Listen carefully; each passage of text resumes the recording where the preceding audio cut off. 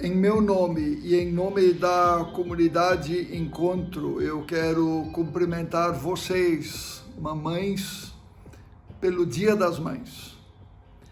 E quando eu falo de ser mãe, eu penso numa compreensão profunda da maternidade. Gerar filhos em seu próprio ventre é algo fantástico, mas este não é, de modo algum, a única forma de se tornar mãe.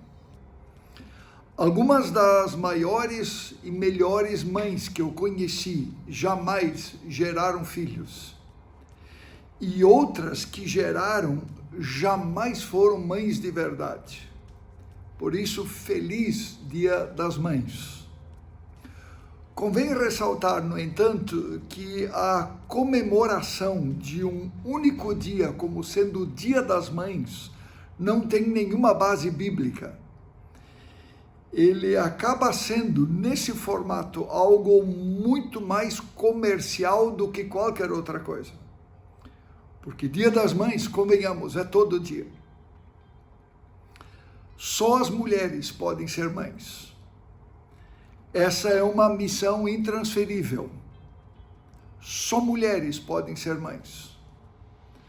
Mas ser mãe ou ser mulher nunca foi muito fácil em um mundo de homens. Desde os tempos antigos, o mundo sempre foi o mundo dos homens.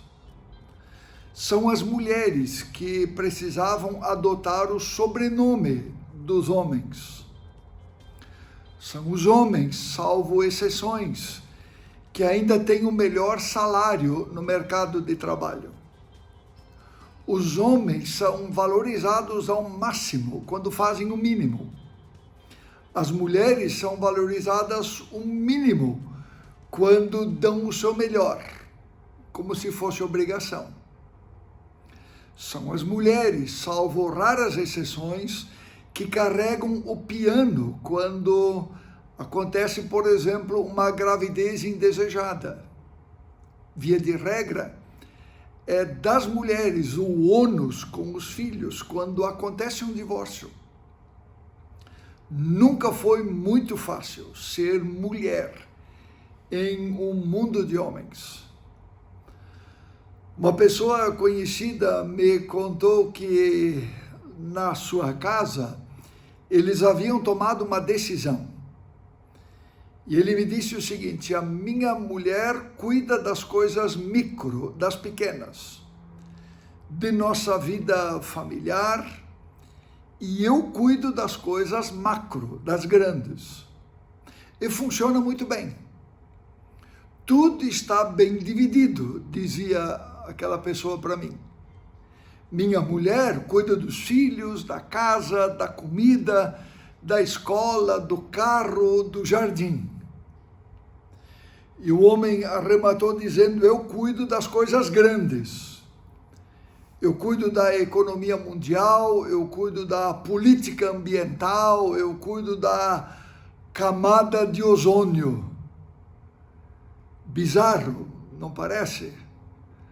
Mas essa me parece ser, de algum modo, o retrato da realidade na qual a gente vive. Por isso eu estou insistindo e dizendo que não é fácil ser mulher no mundo de homens.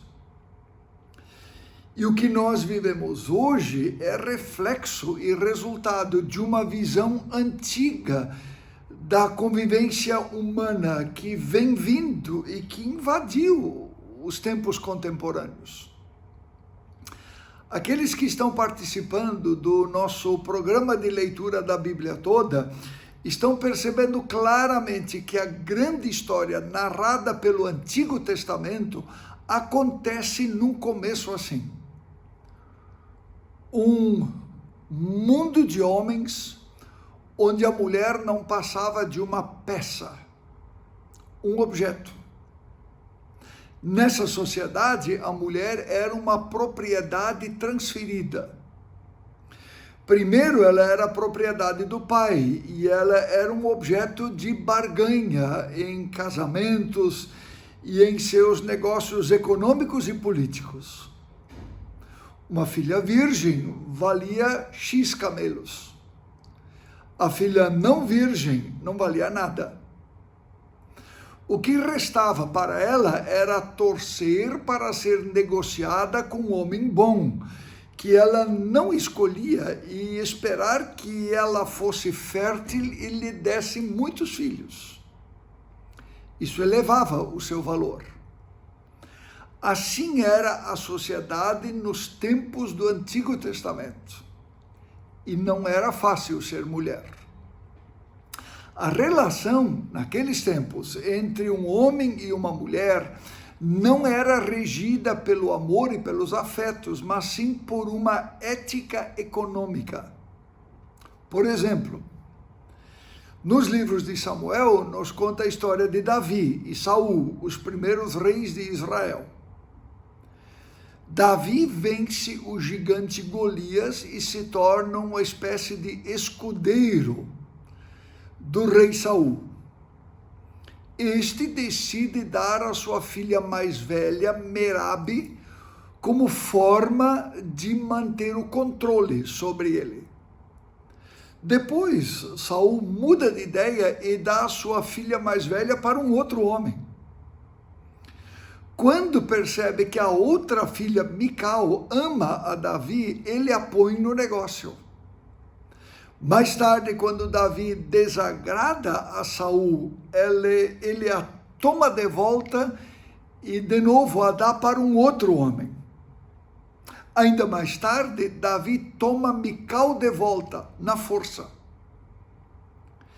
E interessante, o relato bíblico não fala nada a respeito da vontade das mulheres que deveria ser considerada e respeitada nesse contexto.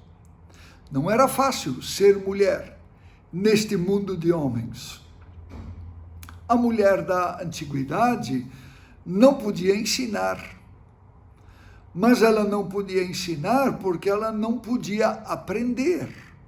Não precisava. Assim se achava. A lei dos judeus era ensinada para os meninos. As meninas não precisavam, era um desperdício. No templo dos judeus em Jerusalém, as mulheres não podiam sentar com os maridos na parte da frente do templo. Elas sentavam ao fundo. Mulher não podia falar em público com um homem que não era seu. Essa é a razão porque aquela mulher samaritana, cuja história encontramos no Evangelho de João, capítulo 4, se espanta quando Jesus se aproxima e puxa a conversa com ela. Será que o nosso mundo mudou?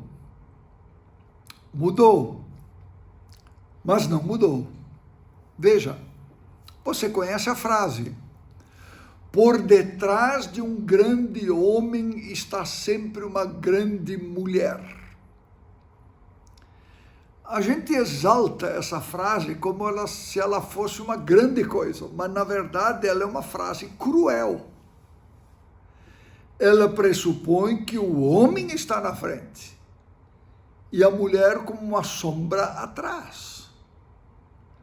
Não é fácil ser mulher no mundo dos homens.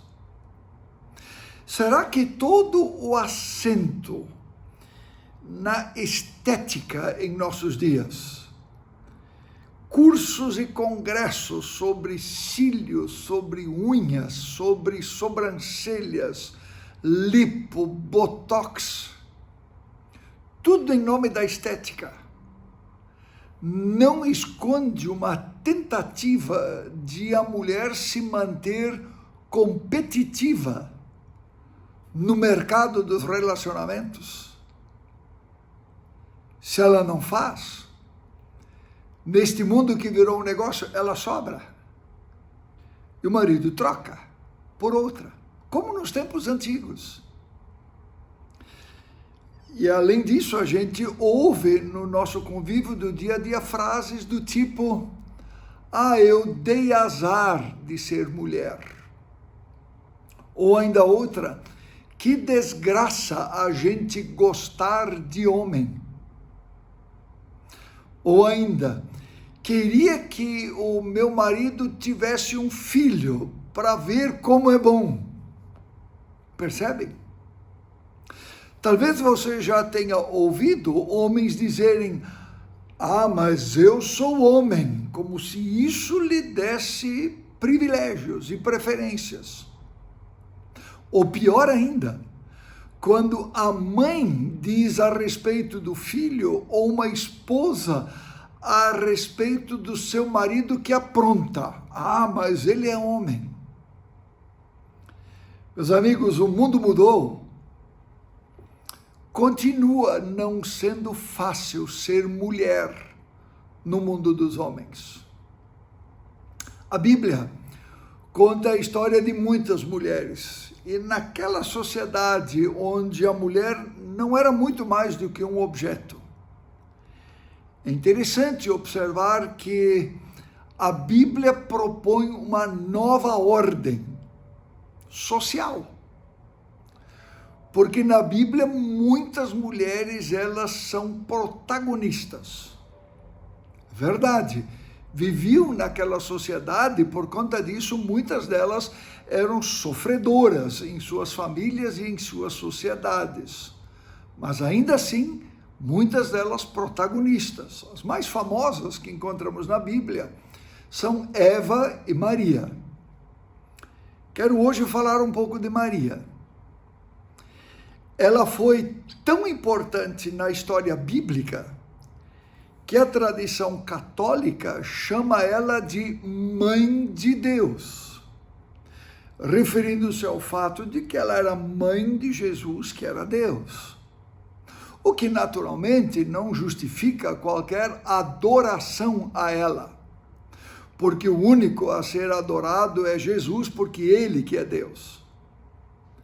Mas é preciso a gente aceitar que em Maria ou com Maria, Deus vira a chave da história.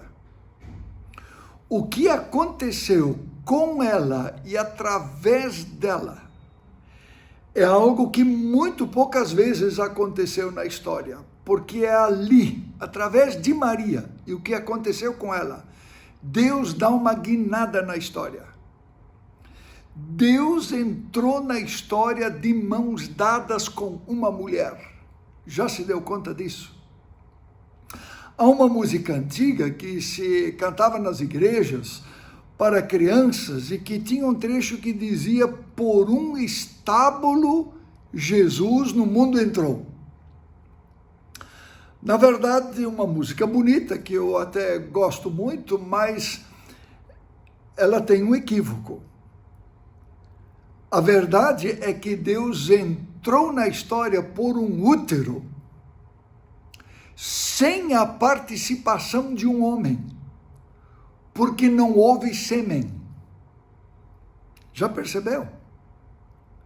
Quando Deus, meus amigos, entrou na história, ele escolheu um lado, a mulher, e ele fez dos homens coadjuvantes, que era o que José era nessa história. E se você acha que a situação de Maria era fácil, não era não. Aposto que nenhuma de vocês mulheres gostaria de ter estado no lugar de Maria. Ela era adolescente, 14 anos, pobre, de um povo pobre, escravizado, que fica grávida sem ter um marido. O que para aquela sociedade era complicado demais. Mas aí quando Deus decide entrar na história de mãos dadas com uma mulher e decide entrar na história por um útero, Deus muda a ordem das coisas, Deus muda a ordem social, Deus vira a chave. E é aqui que termina literalmente o Antigo Testamento. E começa o Novo Testamento, uma nova ordem de coisas se instala e o Antigo fica para trás. um novo testamento na história começa. E a partir daí, alguns anos mais tarde, Paulo de Tarso, um dos maiores seguidores de Jesus em toda a história, autor de 13 livros no Novo Testamento, pode escrever em sua carta aos Gálatas dizendo: desse modo, já não existe mais diferença entre judeus e não judeus, entre escravos e pessoas livres, entre homens e mulheres. Todos vocês são um só, por estarem unidos com Cristo Jesus. Quando Jesus entra na história por um útero, de mãos dadas com uma mulher, uma nova ordem se instala na humanidade. Já não há diferença entre homem e mulher. Já não há mais diferença entre escravo e livre, entre judeu e grego, mas em Cristo todos são um, todos são iguais. Você já imaginou e já se deu conta da revolução que aconteceu quando Maria ficou grávida e deu à luz a Jesus? Por isso, ser mãe é muito mais do que parir uma criança. Ser mãe é dar à luz a novos mundos. Quando Maria fica grávida e nasce Jesus, um novo mundo é inaugurado. E por isso, quando uma mulher, qualquer mulher, dá à luz a uma criança, um novo mundo, a oportunidade de um novo mundo, de um novo tempo se coloca. E isso pode fazer de você, como mãe, como professora, como enfermeira, como empresária, como alguém que ajuda nos kids, nos babies na comunidade. Você pode se tornar a geradora de novos mundos, de novas esperanças, de novas perspectivas. Porque cada criança que nasce inaugura um novo mundo. Por isso que nós dizemos que a minha mãe é uma peça, não uma peça decorativa, não simplesmente uma peça num quebra-cabeças, mas uma peça no plano eterno de Deus para esse mundo. Reflita sobre isso, você que é mulher, você que é mãe, e você precisa se dar conta da missão que Ele deu para você nesse mundo. Vamos falar com Deus.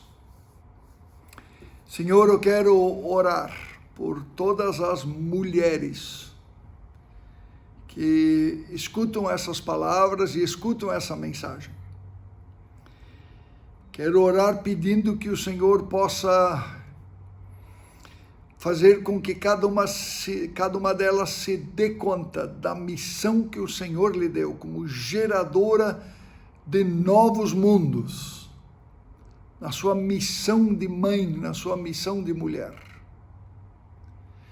Mesmo, Senhor, que não seja fácil ser mulher no mundo de homens, que as mulheres que nos acompanham possam se dar conta de que, quando entrou na história, Deus escolheu um lado. E isso é graça, isso é parte da graça eterna de Deus. Por isso, abençoa, Senhor, todas as mulheres, para que elas sejam e se tornem mulheres de Deus nesse mundo. Em nome de Jesus. Amém. Aquele que sonda o meu interior, me conhece por dentro, sabe como eu sou, conhece os meus intentos e em tudo me faz viver. Eu ouço o som da sua voz Ele me faz ver. Faz ver. Aquele que sonda o meu interior, me conhece por dentro, tudo aquilo que eu sou. E nem o seu próprio filho poupou em meu favor. Eu não quero mais sair desse universo de amor.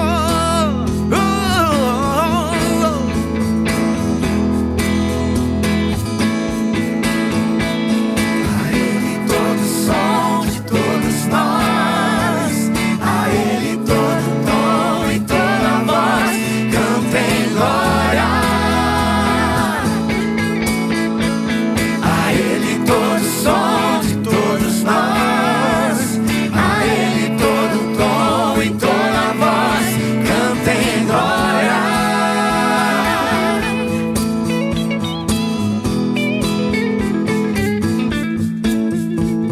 Aquele que sonda o meu interior,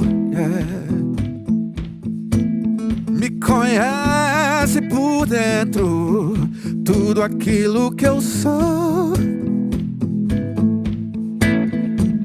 E nem ao seu próprio filho